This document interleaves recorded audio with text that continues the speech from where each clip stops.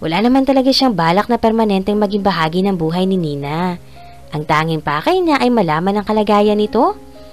She stuck to that plan and she intended to leave Moonlight Serenade Lounge at the end of her stint.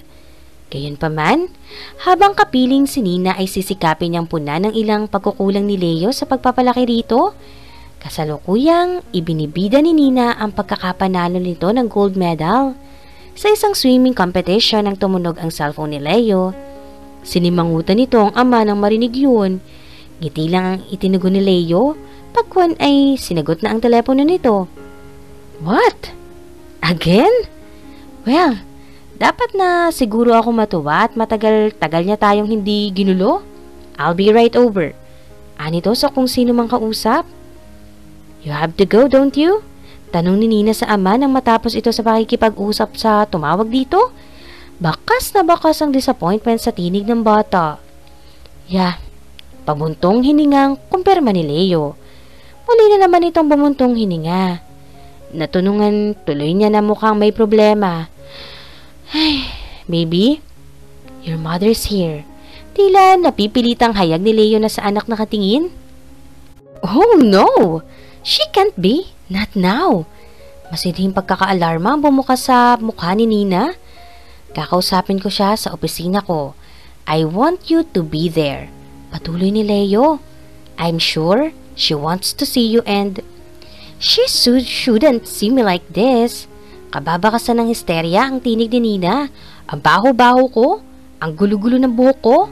I'm sure she'll say I look awful. Naikuyom niya mga kamay na nakapatong sa kanyang kandungan. Sa imahinasyon niya ay leeg ni Candice Zaldívar ang dinudurog niya. Para maging ganoon ang reaksyon ni Nina sa pakikiharap sa itinuturing na mami nito. Malamang na kung ano-anong panlalait ang narinig nito mula kay Candice. At ang mga panlalait na yun ay nagkaroon ng malaking epekto sa kumpiyansa ng bata. Muli siyang naguluhan. How could a woman who seemed desperate to adopt a baby behave like a monster towards the daughter she seemed to have wanted so much? And she must have behaved like a monster for Nina to act so terrified of facing her. Nonsense! Salungat ni Leo sa sinabi ng anak. You know her, Dad. Kaya alam niyo na rin ang mga sasabihin niya.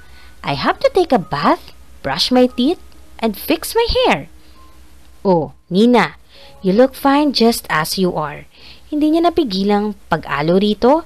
Hindi rin niya mapigilan ang pagkadismaya sa mabilis na transformasyon ng bata mula sa nag-uumapaw na kumpiyansa sa sarili patungo sa todo-todong pag-aalinlangan. Noon din mismo ay nagkaroon siya ng ideya sa mga nagko-conflict na aspeto ng pagkatao nito. On the outside, Nina was the spoiled daughter of the boss. But on the inside, she harbored a lot of insecurities at malamang ay ang kinikilalang ina nito may dulot ng mga yun. Nina was as fragile as a cement, a meek, wounded lump in the self-esteem department. Wala kaming masyadong pinagkaiba noong kabataan ko. Natatandaan pa rin niya kung paano niya pinagtakpan ang kawalan niya ng tiwala sa sarili sa pamamagitan ang pag-astang tigasin. Ayaw niyang may makahalata na puno siya ng insecurities. Kaya matigas ang imaheng inihaharap niya sa mundo. But deep inside her, she was craving for affection just like everybody else. Nangangailangan siya ng mga salitang magpapalakas ng loob niya, ng mga brasong yayakap sa kanya, at ng mga labing maglalapat ng halik sa ulo niya, lalo na kapag may kabigo ang dumarating sa kanya. Ano kaya kung samahan ko na muna siya sa bahay? Voluntaryo niya. Habang nag-uusap kayo ng mami niya ay makakapag-ayos si Nina. Mas madali yata kung sasaglit lang muna siya sa opisina. You know, get it over with it. Sabi ni Leo. You don't understand, Daddy? Natataranta na namang bulalas ni Nina.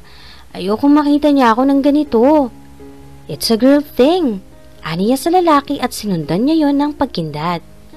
Okay, just be quick about it. Anito na si Nina ang pinatutungkulan. You know how impatient your mother can be. Bibilisan ko lang. Pangako ni Nina. I owe you for helping us out. Baling naman ni Leo sa kanya. No, you don't. Tanggi niya sa matatag na tinig. Nina is my friend and friends help each other. Do I really have to see mommy? Tanong ng bata sa tinig na tila nagsusumamong palusutin na ito ng ama. I'm afraid you have to, baby. Halika na. Tutulungan kita para mabilis ka makatapos. Tumayo na siya at nang ganoon din ang gawin ni Nina ay inakbayan niya ito at iginiya papunta sa bahay. I see. Kaya pala handa siyang ipagtanggol si Nina. Sumisip-sip siya. I can understand that. Anang babae na puno ng mali siya ang tinig. That's enough, Candice. Sita rito ni Leo. Hindi siya sip-sip, Mami. Friend ko talaga siya. Pagdedepensa naman ni Nina sa kanya. It looks like you're quite popular here. Baling ni Candice sa kanya. I wonder why. Siguro ay dahil mabuting tao ako. Kaswal na ganti niya. Kitang-kita niya ang panlilisik ng mga mata nito. Nahalata rin yata ni Leo ang namumuong tensyon kaya niyaya nitong lumabas na ang babae. Ngunit tumanggi si Candice. Nins, pakisabi kay Nana Presing na mag-prepare ng merienda. Utos na lang ni Leo sa anak na naunawaan ni Edna ang pakay nito. Umiiwas ito masaksihan ng bata ang anumang magaganap na komprontasyon kung magkakaroon man. Kaya naman pala napakalamig ng pakikitungo mo sa akin. May bago ka ng laruan. Ani Candice, hindi pa man lubusang nakakalabas ng pinto si Nina? Matagal nang malamig ang pakikitungo ko sa'yo. Sagot ni Leo. I can feel the chill, honey. And I bet it's because of this bitch. Bitch is a term used to describe a female dog. Hindi ako aso pero marunong din ako mangagat when provoke. Mariing sabi niya. Gustong-gusto niyang kalmutin ito. Mula pa kaninang matuklasan niya kung paano nito laitin ang anak niya. Kagustuhang lalong umiigting sa bawat paglipas ng sandali. I should warn you. Hindi ako magandang magalit. Nagbababa lang saad ni Candice. Hindi rin maganda ang ugali mo. Sambot niya. Why you? Kaagad niyang nahulaan ang kilos nito. Bago siya pumasok sa investigation agency ay kinailangan niyang sumailalim sa pagsasanay ng self-defense. Paulit-ulit na kinabisan niya ang mga techniques hanggang maging halos automatiko na sa kanya ang pag-execute ng naturang mga kilos. Mabilis siyang umilag sa balak na pagsampal ni Candice sa kanya. Kaya lumagpas ito sa kanya. Muntik pa nga itong mapasubsob sa tukador. Dahil napahiya mas lalo itong nagalit. With a roar, she made a dive for her. Muli siyang umilag. Ngunit sa pagkakataong yon nang makalagpas ito sa kanya ay hinuli niya ang isang braso nito at inipit iyon sa likod. Habang ginit-git niya ito papunta sa nakasarang pinto ng closet. Nagpapapalag si Candice at habang ginagawa nito yon ay naging malutong ang mga murang namumutawi mula nga sa mga labi nito. I'm not hurting her. Paniniyak niya kay Leo na mula sa gilid ng mga mata niya ay namataan niyang halatang nag-aatubili kung ano ang gagawin. Walang kahirap-hirap na pinigilan niya ang nagwawalang babae. Kung saktan mo man siya, may karapatan ka. It's called self-defense. Ani Leo, some husband you are. Angil ni Candice. Ex-husband. Mariing pagtatama ng lalaki. She's humiliating me, you bastard. Sigaw ni Candice. You humiliated yourself by acting like a wild animal. Tell her to let me go. If you promise to play nice, I will. Sabi naman niya. Leo, help! Tili ni Candice. Ganyan-ganyan ang ipinaparamdam mo kay Nina sa tuwing kino-corner mo siya para pintasan. Sabi ni Leo. Tandaan mo sana ang pakiramdam na yan sa susunod na maisipan mo na namang laitin siya. Okay. I get the message. Now, let me go. Promise to be nice? Utos niya sa pagitan ng nagtatagis ng mga bagang. Kung siya lang ang masusunod, ingungud-gud na niya sana sa sahig ang pagmumukha ng babae. I promise. Halatang napipilitan lamang ito ng usalin iyon. Noon lang niya ito pinakawalan. Matalim ang mga matang pinaglipat-lipat nito ang tingin sa kanila bago ito lumabas ng silid at pabalagbag na isinara ang pinto. Animo ay bolang biglang tinanggalan ng hangin si Leo na makaalis na ang babae. Pabagsak na umupo ito sa silya at isinapo ang mga kamay sa ulo nito. Edna couldn't help herself. She felt a rush of pity for him. This strong-looking man seeming so lost, confused and helpless. Kabisado niya mga ganoong pakiramdam dahil kapag nawawala sa sarili ang kanyang ina noon ay ganoong-ganoon ang nararamdaman niya. Iyon ang nagbunsod sa kanya na lumapit dito at kabigi ng ulo nito para ihimlay sa kanyang dibdib. Waring noon lang ang may nagpakita rito ng ganoong pagkalinga, kaya walang pag-aatubiling isinandal nito ang ulo sa kanya. Ipinikit ang mga mata at paulit-ulit na pumuntong hininga. Nangahas na siyang hagurin ang balikat nito. Ramdam niya sa mga kalamnan nito ang tensyang bumabalot dito. Minasahin niya yun. Sa munting paraan niya ay sinikap niyang mabigyan ito ng kahit kaunting ginhawa. Wala siyang ideya kung kailan nabahira ng kakaibang damdamin ang pag-alo niya rito. Basta naramdaman na lang niya ang pamamayani ng bagong atmosfera sa silid. A sizzling tension suddenly seemed to descend on it, making her nerves tingle. Naging tila mas sensitibo rin ang mga kalamnan niya. Ang ulo nitong nakahimlay sa dibdib niya na kanina ay tila walang gaanong bigat ay nagdudulot ng nakakawindang na sensasyon sa kanyang katawan. Lalo sa parteng nasasagi niyo ng sensitibong mga tugadog ng kanyang dibdib. Manhid na lang siguro si Leo kung hindi nito yun nararamdaman. Umangat ang ulo nito at tiningala siya. Nagtatanong ang mga mata. Hindi niya alam kung nakuha nito ang hinahanap na sagot sa ekspresyon ng mukha niya o bunsod na lang ng sariling kalooban. Tumayo ito at sinapo ng dalawang palad nito ang mukha niya, and then his head descended towards her until their lips touch. Hindi na niya matandaan kung kailan siya huling nahalikan, pero kung kailan man yun, tiyak niyang hindi ganoon ang naging epekto nun sa kanya. Kahit pa nga ang ama ni Nina ay hindi nagawang iparamdam sa kanya ang ganoong klaseng sensasyon. Nina was conceived because she was young and foolish and not because she was filled with lust that she couldn't help but indulge in the act that created the life in her womb. She was not so young now and she shouldn't be foolish. Kaya hindi niya maintindihan kung bakit hinahayaan niyang halikan siya ng lalaking hindi pa niya gaano kakilala. At hindi lang basta hinahayaan niyang halikan siya nito. She was even responding to his kiss. Winding her arms around his neck, she tipped her mouth to him, angry offering, instinctively parting her lips to allow him free access. Hindi ka na siguro kasing bata tulad noon, but you are as foolish as ever. Nahulasan siya sa naggugumiit na iyon sa kanyang isipan. Kumawala siya mula sa pagkakahalik nito.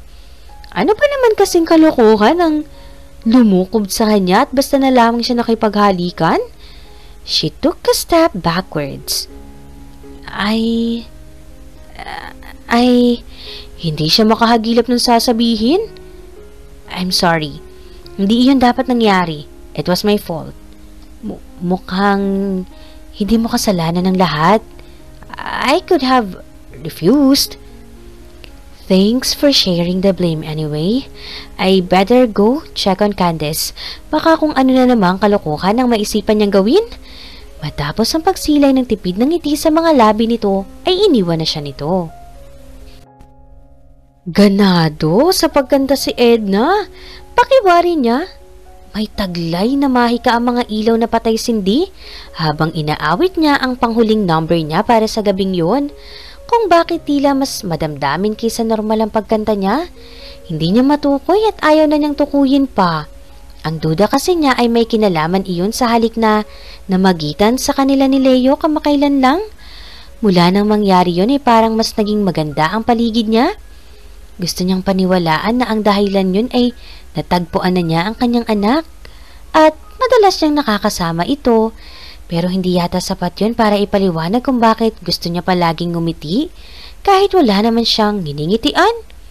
Hindi rin yata lohikal na iyon ang rason kung bakit parang may kilig na nanonood sa bawat singit ng katawan niya kapag nakakausap niya si Leo. Could it be I'm falling in love? Tila tinutuya siya ng lyrics ng isang lumang awitin na kinakanta niya. Could it be falling in love? Naitanong tuloy niya sa kanyang sarili. Imposible naman yata yun. Kailan lang niya nakita si Leo. She didn't believe in love at first sight. Sa tingin niya, malayong ma-inlove siya sa isang taong noon lang niya nasilayan. Pero marami ang makakapagpatunay na nangyayari yun. Kung gusto mong mas lalong magkaloko-loko ang sitwasyon, sige, ituloy mo ang kahibangan mo. Muntik na siyang pumiyok sa pagkanta nang maisip yun. Ipinasya niyang mag-concentrate na lang sa pag-awit. Ilang sandali pa ay natapos na rin ang kanyang pagtatanghal. Tumuloy na siya sa dressing room. Isang bungkos na mga rosas ang nadatnan niyang nakapatong sa dressing table. Ikinagulat niya yun. Sino nagpadala sa kanya ng mga bulaklak? Kinuha niya ang mga iyon para basahin ng kalakip na tarheta. Ngunit bago pa man niya matingnan yun ay may nagsalita na mula sa likuran niya. I hope you like them. Napaigtad siya. Nakilala agad niya ang tinig ni Leo. Salamat. Mahilig talaga ako sa mga bulaklak, lalo na sa roses. Nagawa niyang sabihin sa kabila ng biglang panunuyo ng kanyang lalamunan. Pero, para saan ang mga ito? For doing a good job. I got your last few numbers. There's a marked improvement in your singing. Thanks again. Kumain ka na ba? Tanong nito. Kanina pa. How about a nightcap then? Bakit hindi? Saan mo babalak pumunta? No idea yet, pero maraming lugar dito sa resort na masarap mag-unwind. Care to explore with me? He seemed to be inviting her to do more than exploring. Malalim na ang gabi at parang may inihahasik na mahika ang bilog na buwan. Nakita niya iyon kaninang papunta siya sa music lounge mula sa quarters na laan sa mga tauhan ng resort. The prudent thing to do would be to refuse his invitation. Pero mapapatay yata niya ang sarili niya kung ganoon ang gagawin niya. Magpapalit lang ako ng damit. Iyon ang natagpuan niyang sinasabi niya. Wala silang partikular na pupuntahan kaya iminungkahi ni Leo na huwag na lang nilang gamitin ang sasakyan nito at sa halip ay maglakad-lakad na lang sila. Pumayag siya. Parang wala siya sa mood na muling pumasok sa mga entertainment places sa resort complex. Nang isa tinig niya yun ay iginiya siya nito patungo sa baybayin. Humantong sila sa nakahilerang mga bangka na nakaangkla sa dalampasigan. Tinulungan siya nito na makasampa sa isa sa mga yon. They sat in compassionable silence for a long while. Pinalipas nila ang mga sandali sa panonood sa mga along tila nagkukumahog na humalik sa buhanginan. Hindi pa kita napapasalamatan sa ginawa mong pagtulong kay Nina noong dalawin siya ni Candice. Pagbasag ni Leo sa katahimikan. Walang anuman yun. I was glad to help her out.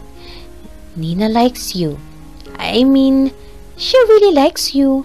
Siguro dahil kapag kasama ka niya, hindi palaging siya ang nasusunod sa gusto niyang mangyari. Napangiti siya.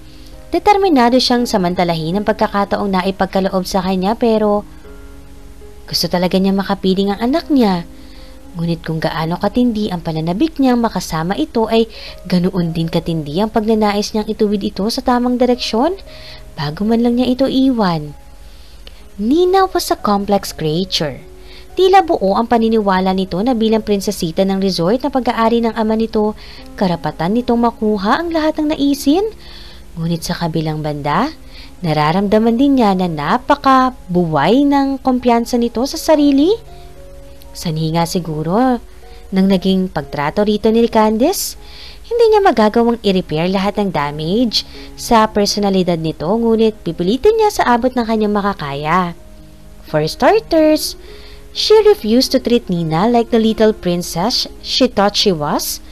Pumapayag man siyang sumunod sa ilang mungkahi nito ngunit hindi sa lahat ng pagkakataon. Sa malumanay at masuyong paraan ay naipapaintindi niya rito at na may karapatan ang ibang tao at dapat isaalang-alang nito yun sa halip na asahan na ito lamang ang palaging masusunod. Nina had been responding. Mukhang likas namang mabait ang bata kaya sa napakaigsing panahon, kinakikitaan na niya ng resulta ang ginagawa niya.